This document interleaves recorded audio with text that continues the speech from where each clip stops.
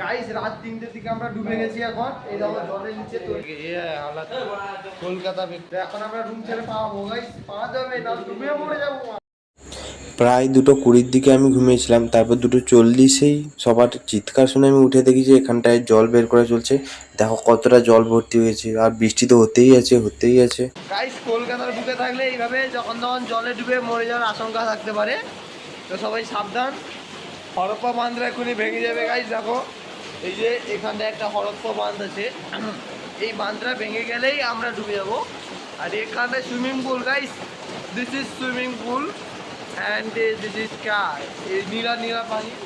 যারা কলকাতার বুকে থাকো তাদের একটা সমস্যা কিন্তু আছে, তারা ডুবে মরে যেতে পারো খুবই তাড়াতাড়ি। দেখো 2 ঘন্টা ধরে বৃষ্টি হচ্ছে, 2 ঘন্টার ফলে অবস্থা দেখো।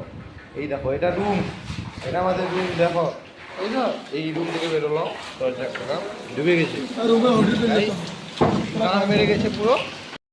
সামনে থেকে তো জল ঢুকছিলই, তারপরে আবার রুম ফেটে জল ঢোকা শুরু হয়ে গেছে। দেখো পুরো রুম পানি হয়ে গিয়া।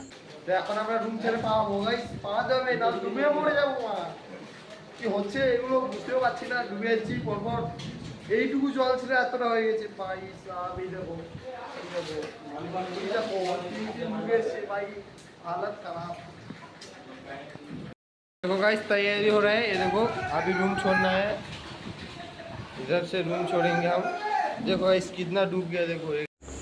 3:30টার দিকে জল এতটাই বেশি হয়ে গেছিলো যে আমরা রুম ছেড়ে, পাশেই হোটেল ছিল তো হোটেলের দিকে পালিয়ে যাই। দেখো কীভাবে বিদ্যুৎ মারছে, তার উপরে যেতে হচ্ছে কারণ জল বেড়েই যাচ্ছে। দেখো এই গাড়ি টাড়ি সব দেখো কতটা ডুবে গেছে, সব ডুবে যাচ্ছে। এই স্কুটিটার অবস্থা দেখো গাইস, 2 ঘন্টা মাত্র বৃষ্টি হয়েছে, তাতে স্কুটিটা অর্ধেক ডুবে গেছে। আর একটু পর দেখবে এই স্কুটিটাই দেখা যাচ্ছে না, কোথায় গায়েব হয়ে গেছে, সব গায়েব হয়ে যাবে। তো গাইস সবাই ভালো থাকো এবং বেঁচে থাকো, কলকাতা থাকলে বেঁচে থাকো।